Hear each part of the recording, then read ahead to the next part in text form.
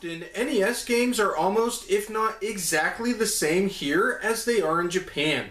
When the Famicom version is different though, it tends to follow certain trends. So much so that trend feels like too weak of a word. I will therefore refer to them as rules from here on, and Battletoads breaks all of them.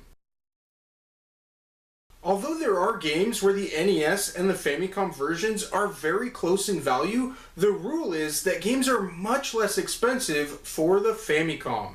For example, Bucky O'Hare on the NES in North America is worth about $120 for just the cartridge, while the Famicom version is worth about $50. With Battletoads, it's the other way around. On the NES, it's worth about $25. On the Famicom, it's worth about $100.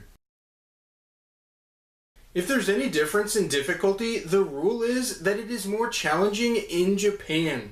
For instance, the Famicom version of Conquest of the Crystal Palace limits you to 3 continues, and at least one enemy takes more hits to kill. Battletoads breaks this rule in so many ways. For starters, when you use a continue, you get 5 lives instead of 3, and there are more extra lives available throughout the game. Additionally, certain areas are noticeably easier to get through, such as the hoverbike area in Stage 3, which is slowed down and many of the obstacles are removed or altered. The game still gets insanely hard, and I will probably never be able to beat it even on the Famicom, though I can certainly get much further in it than I can on the NES. Unfortunately, the Japanese version doesn't fix the problems with 2-player. There is still friendly fire, and if either player gets a game over, you both start the level over from the beginning.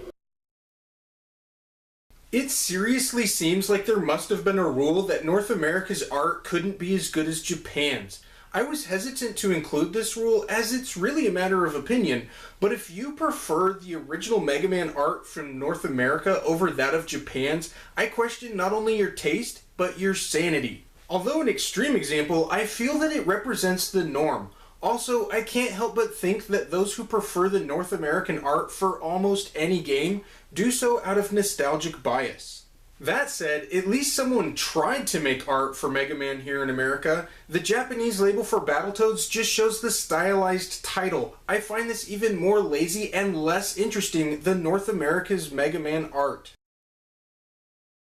Nintendo is a Japanese company, and most of its developers are Japanese companies as well, so it's no wonder that most NES games came out in Japan first.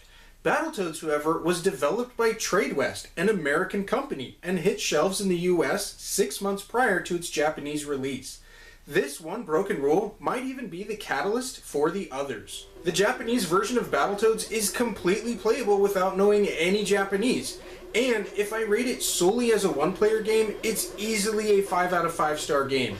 If you've already played Battletoads on the Famicom, how well would you rate it? Or if you haven't yet, do you intend to? I'd love to read all about it in the comments. Thank you for liking and sharing this video, as well as for subscribing to my channel.